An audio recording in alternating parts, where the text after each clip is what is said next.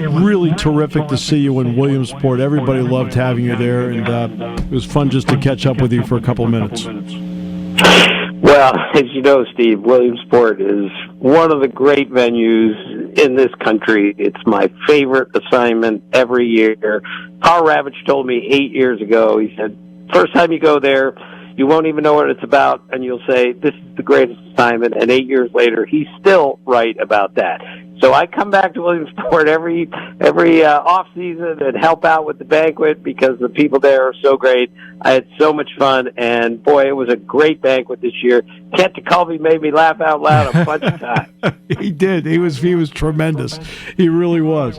Great stories across the board. The Orioles are going to leave the Angelos realm, and they've been sold. This is a young team. What potentially does this mean to the future of the Orioles, especially with the young players they have now? Yeah, I think this is great for the franchise because it was clear with the Angelos family in charge, because they said it publicly, that affording players long-term is not going to be easy. And when you have Gunnar Henderson and Jackson Holliday and, Adley Rutschman, you have to get these guys locked up as quickly as possible, which we're seeing all across the game. I mean, it started, with the Indians in the 90s, but the Braves have brought it to an art form on how to take young guys and wrapping them up so the future is bright for years and years. That's what's going to happen since two billionaires are going to buy this team, get the whole team eventually. And if I was an Oriole fan, I would be thrilled that the right people are now in charge to eventually make sure that the best young talent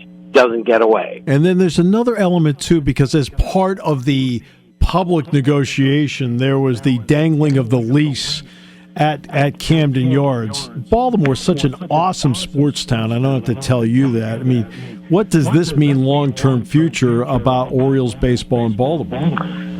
Well, fortunately, it means the Orioles aren't going anywhere, nor did I ever think they were going anywhere. But still, this is great comfort for Oriole fans to know that the team will be here for forever and ever, because it's a great baseball town. I grew up about 50 miles away from there, and the town has been reinvigorated by baseball and by the Orioles. You should have seen that. I'm sure you did, Steve. You should have seen that place in the heart of the pennant race last year. It was breathtaking to be there, and I covered their series at home against the Rangers on the radio with Carl Ravitch. And even though they lost 2 games there in Baltimore, the atmosphere in the ballpark was tremendous, and that's what everyone has to look forward to with this sale, with Cal Ripken on some level. We're not sure what is going to be involved in this group.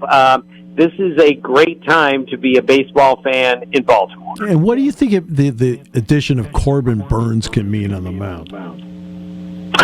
Yeah, he's a number 1 starting pitcher, and you don't hear that very often anymore because there aren't many number 1s left, because not only is his stuff unbelievably good, I mean, he throws a cutter at 97 miles an hour.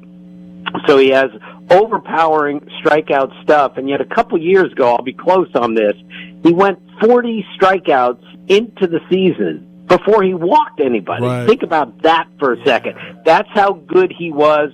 That's how good he is. And this was a big risk for the Orioles because Burns is a free agent after the season, and they might not be able to re-sign him, but they're going for it now. And they went and got him with 2 good young players, Joey Ortiz and DL Hall, who are really going to help the Brewers, but they got a number 1 starting pitcher without really hurting the top 3 or 4 prospects that they have. So I would be thrilled if I were an Oriole fan knowing they have a number 1 starter to go on top of Kyle Bradish, Grayson Rodriguez, and all these other really good young arms. Yep. And it's interesting because I think Juan Soto's in the same spot. I mean, Juan Soto ends up going to the Yankees. What impact can he have on that lineup, and what impact can he have defensively on that team? Well, that was a really subpar offensive team last year, Steve. Yes. They had too many strikeouts They relied too much on the home run. They didn't score any runs, and they were a weak offensive team last year with all that firepower. Now, it hurt, of course, that Aaron Judge was out for a good portion, but this is a guy, Juan Soto, who will change the entire look and approach of their offense, because he's not up there, only walking, striking out, and hitting home runs. He is a great hitter, arguably the best hitter in the game. His career on base percentage is .420. Yeah. The team's on base percentage last year was .307. He's going to make a difference every day in that lineup, and he played all 162 games last year. He'll be thrilled to be back in the pennant race, and as important as anything, he's in a contract year. So if he has a fabulous Juan Soto year, maybe the Yankees just bowl him over, or certainly somebody else will. So there's a lot to play for. I think the Yankees' offense will be demonstrably better with Juan Soto hitting second or third, wherever they put him. Give me your read on the A's situation with Las Vegas. Where is that right now? Where do they end up playing as this moves forward? Well, this is a very confusing conversation for me, because it just appears that the A's are going to end up in Las Vegas long term. The owners have already approved it, and yet the Las Vegas mayor came out yesterday and said, they need to go back and make another pitch to Oakland. Was not exactly what you were looking to hear, but it's going to be really complicated. As of now, they're going to play in the Coliseum, or whatever we call it these days, because they have one more year on the lease. Then they're going to probably be 3 years where we're not sure where the A's are going to play. So I find this very unfortunate. No Major League Baseball team should have to go through something like this. But this is what happens when, let's face it, the team was not run properly from above, and now they're in a predicament where they'll have a new home in theory, a great new home in Las Vegas, but how do they get there in one piece? It's going to be very, very tricky. And what about the Rays situation in St. Petersburg? Because they're talking about 86 acres of redevelopment in the historic gas plant area for a $1.3 billion ballpark. Is that still on track? It appears to be, but with that situation also, I'm not going to believe anything until, shovels are in the ground and real progress is being made, because there have been so many false starts on this. I think the Rays are going to stay in Florida. I think they're going to stay in that area somewhere, but I'm just not positive of what it's going to look like 5 years from now. But the bottom line is this, Steve, as you know, Oakland needs either a new stadium or a new city in which to play, and the Rays need the same thing. But it looks like they're staying, but the stadium is important, and there's still some hurdles to cross there. Then what does that mean to the possibility of expansion, because these are still in gray areas? Yeah, I'm in favor of expanding 2 more teams to have 16 in each league. However, there is no reason to expand until we're absolutely certain what's going to happen with the Rays and the A's. Bud Selig told me 15 years ago, if not longer, we have to figure out what to do with the Rays and the A's, and here it is 15 years later, and there's still confusion.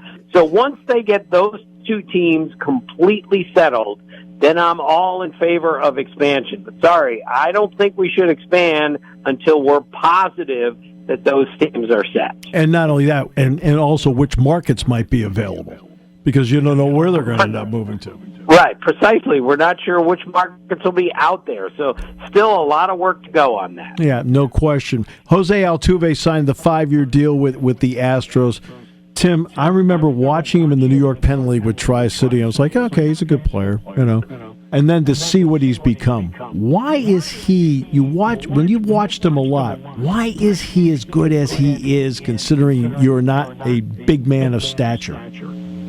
Right. Well, Alex Cora, who was an Astros coach years ago, told me, pound for pound, Jose Altuve is the strongest man in the major leagues. Wow. When you see him hit a ball over the train tracks and you recognize that he is an inch and a half taller than me, And for those who don't know me, I am really short, and he's an inch and a half taller than me, and he hits the ball over the train track. His teammate, Alex Bregman, looked at me during the postseason and said, Jose Altuve is the best athlete in the major leagues, and there is not a close second. He said he runs faster than anyone on our team. He jumps higher than anyone on our team. Pound for pound, he's stronger than anyone on our team. And it was just like an amazing scouting report of this guy. There's nothing he can't do. Now it appears he's going to be an Astro for life. And even though those who had trash cans and cheating and everything on their minds, Jose Altuve is going to be a Hall of Fame second baseman someday, and he's got an outside chance to get 3,000 hits. And I'm not sure I've enjoyed watching too many players more than I've enjoyed watching him. That's how dedicated he is to being great every day. Well, this is the test he always passed with me. He's on deck against your team, and you're like, oh, we can't let that guy get up. To me, that's the ultimate right there. I can't let that guy come to the plate. I can't. Right, and especially in the postseason, yes. Like as we gauge all great players, yes. Are they at their best when they need to be at their best in the biggest games? That pretty much defines Jose Altuve. And I know that I have to let you go. There's a certain time frame, and because of that, I'm going to let you go now. Thanks so much, as always, Tim, for your time. It's just fabulous. Well, thank you, Steve. Talk to you soon. Oh, wow. What an intro. Thanks for having me. It's what we do in this industry. We come up with winning intros. Sure. I'm flattered. I'll keep coming back. I mean, we're going to do this. That's the entire idea of it. All right. I will start with yesterday, because James Franklin and Justin Lustig, and then the second-year players all got a chance to talk.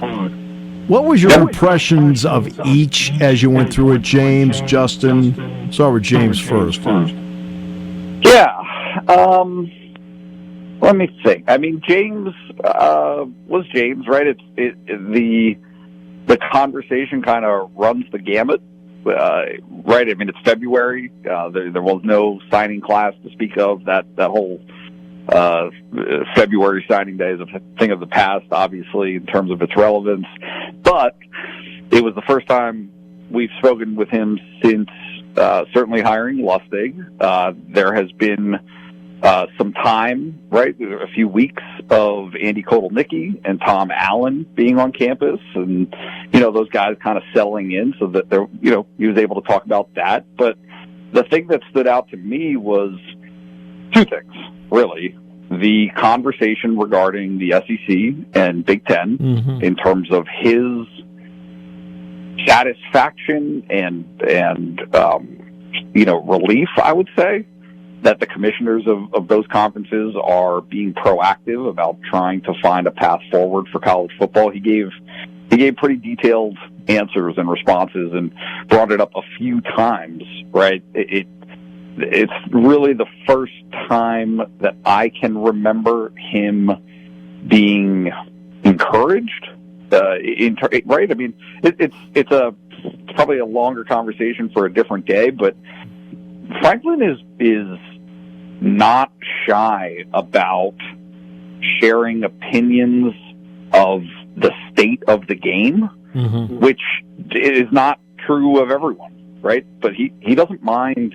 He doesn't mind getting into it a little bit in terms of areas that the game is deficient. So that struck me. And then the second part was, certainly conversation regarding NIL and some of the things that Penn State has institutionally and infrastructurally, I would say, that create the conditions for transfer portal success or not. Right, talking about the academic calendar, I thought that was maybe one of the first times that he's talked about that in those terms, that Penn State's academic calendar being up by a week changes the parameters. I've talked about that a lot over the years, that it is something to think about, because what it does is it compresses the time for people to make decisions. Yep. Yeah, so that was James. He was good. I mean, it seemed like he was in a good mood, and certainly they're trying to push the program forward, as they work through winter workouts and get into the spring. Justin Lustig was a man of few words. He didn't. He wasn't big on elaboration, but that's okay, right? It's interesting. You as the media reporters, you want to get a vibe on a guy, and he's, I think, trying to give you the best answers that he can. But at the same time, when it comes to evaluating players and the personnel that he has, it's not. There's no real ability to do that, given what the type of work that they're participating in at this point in the year. Right, you can't. He can't do it until they're out in the spring, and that's even in spring. That's even in scrimmage stuff. Yeah, and even then, I mean, remember, I think Stacy's first year, they were inside for most of spring practices to the point where, you just really have no idea with your punters in Haluba Hall what they can do and what they can't do. There are times where you can maybe judge based on which one of the girders they hit. Yeah. So that was, but certainly a guy who is from Pennsylvania, has a great affinity for Penn State, and this is a natural fit. I think that maybe some of the odd fits that Franklin has had. I mean, certainly, I don't think anybody would argue with the success of Joe Lorick and Stacey Collins over the last few years. But those were West Coast guys, and they wanted to get back to that area of the country. And so to have a guy now in Justin Lustig, who Penn State has flirted with previously in those job searches, right? It gives them maybe some stability there at special teams coordinator. Now you get a chance to talk to the second-year guys for the first time. Which allows people to find out that, for example, Carmelo Taylor is allergic to red meat. Sure. That's the first. Which is one of those things that happens in life, and if you know about it, it explains why he doesn't put on a lot of weight. But what were a couple of nuggets you were able to glean from that?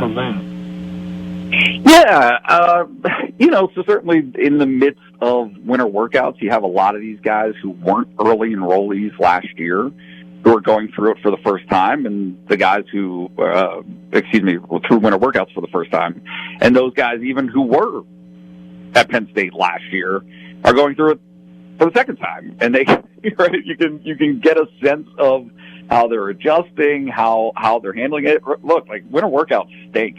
They're not fun for anybody. There are very few guys who look forward to winter workouts. Well, I will give you two primary examples from a year ago. Abdul Carter and Denai Dennis Sutton last year went through winter workouts for the first time because they were late enrollees. Yeah. So, Jameel Lyons, right? Like, I mean, you name it. Jameel Lyons talking about they do something called aqua bags, which is carrying not that much weight, relatively speaking, but it's water. So it throws them off balance. And it just rips these guys up. I mean, that was to a man, literally everybody that spoke yesterday that was asked about winter workouts brought up aqua bags as being this awful drill that they have to do. Kills their arms, kills their shoulders, you name it. Because it's new. So it's new. It's like, yikes. Yeah. So that was that. Anthony Donko being at tackle, right, and staying at tackle. That is where he appears to be kind of settling in, even though he spent all year last year, most of the season until the very last week, repping at guard. That's interesting. Certainly Penn State has a need there after Caden Wallace and Olu Fashanu have moved on. Right, tackle's going to be a thing. This spring, right. It is going to be a competition, and they got some guys vying for those opportunities. Yeah, no question. All right, so the other part too, when James looks at the landscape, I mean, the expansion of the college football playoff has a chance to be really good. look, everybody has to realize that since 2016, for the most part, with the exception of maybe a season, 2 seasons, with the exception of 2 seasons, Penn State's been in the top 95 to 93 to 95% in the country. The problem is only the top 3% made it. I mean, and that's how close they've been, and it's hard for people to accept that. It's just, look, this is something that I've been talking about for a long time. It was an absurdist system. And there are those who are still out there who cling to this notion of what college football should be in the quaint, I don't know, love affair with 2 or 4 teams being more than enough to represent fairness in this major sports playoffs. It's ridiculous. Mm-hmm. It's ridiculous. It's been ridiculous for a long time. Right. As I was watching the NFL playoffs, right, even before the Super Bowl, thinking to myself consistently, week in, week out, there are people who exist who would prefer that the wild card and divisional rounds of the NFL, right? Can you imagine that being your opinion? Oh, I don't want this. Right. Let's skip straight to the championship round of the NFL playoff. Yep. All right, and the argument is, that's the NFL. College football is different. No, it's not. No, it's not at all. I mean, that's what strikes me about it, is that some of the greatest moments in the NFL playoffs have been in the other rounds and not the Super Bowl. Totally. And people flock to it, right? There's a reason. In any case, I digress. This is certainly expansion of the playoff is good. I don't think and I mean, I'm sure you're tapped into this, Steve. This isn't done, right? This is not the final version of where this is going for this sport. The Big Ten and the SEC in cahoots now is significant. Right? It is going to change the way that this plays out. I will not be surprised if there is a different version of the playoff, even than what, right? I mean, everybody's been so concerned about guarantees for conferences and those types of things. That'll change next Tuesday. What if the SEC and Big Ten just do it themselves? Right. I mean, they could, because it's going to change next Tuesday. Because they subtly passed a rule in October that you have to have 8 schools in a conference. So the 2 Pac-12 schools are not going to stand in the way now, because it actually reduces their chances of getting in the playoff. Right, so so it's going to go 5-7 next week, but whether that's enough, I don't know. And look, structurally, there's so many things about operationally how the NCAA works that just aren't compatible with fairness. I mean, in every way, right? And I don't begrudge the notion of the NCAA and what it attempted to do at one time in its history, but that's over. That's over, right? And NIL has changed that. Removing the barrier, right? NIL cannot be long-term what the funding mechanism is for college player salaries, effectively. Right. It can't. And so I think that what you've seen is, while there has been, and Franklin talked about it yesterday in a different context, the swinging of the pendulum. That's what he talks about, right? Is how it goes back and forth and back and forth. Well, you've seen this swing immensely toward fairness for players in terms of how players are compensated, whether that's by an education or more than that. Mm-hmm. That has been great progress for players and the participants, the people who actually make the game. Well, they've got to swing the pendulum back, not against the players, but against the unfairness of competitiveness in the game that has been created because of it. It's not about certain programs having an advantage over another. It's, hey, this is wildly unstable. right, the notion of the transfer portal windows, right, to have free agency before your postseason.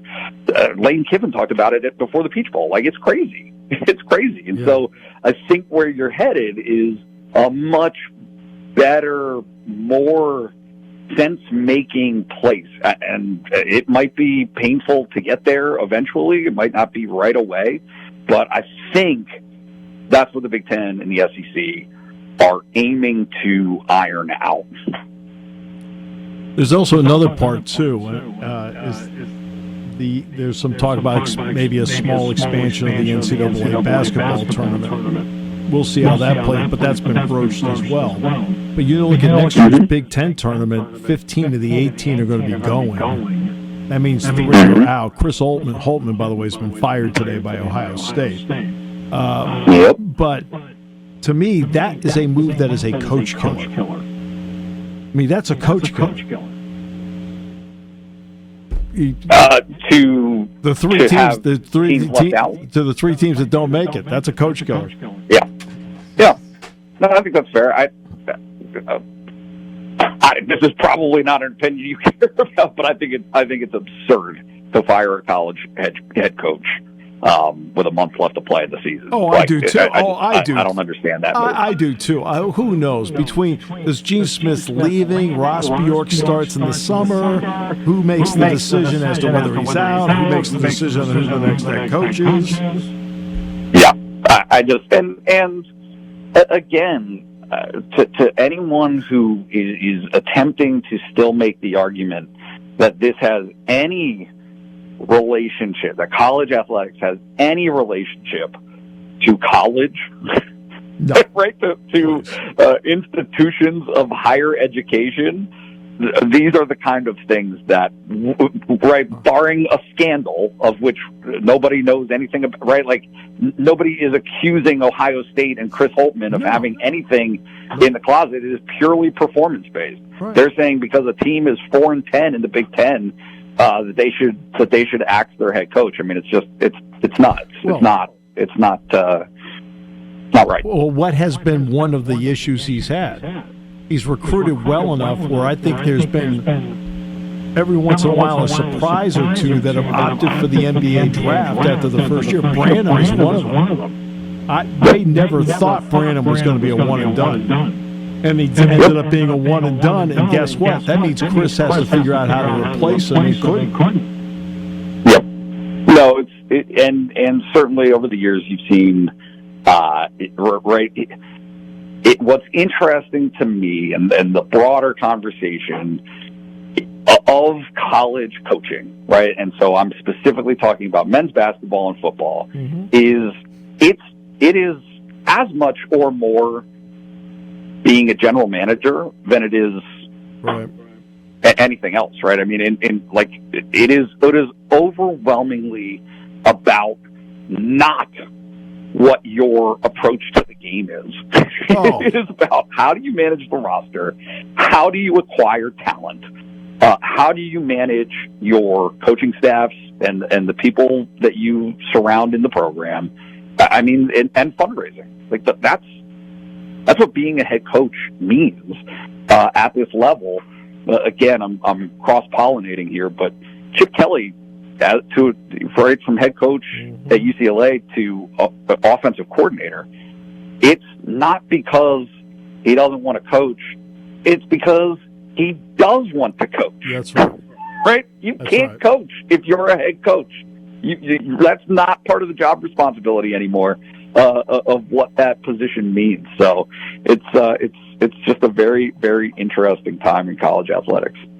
And you always make it a lot more fun to talk about. So, hey, that's what I'm here for.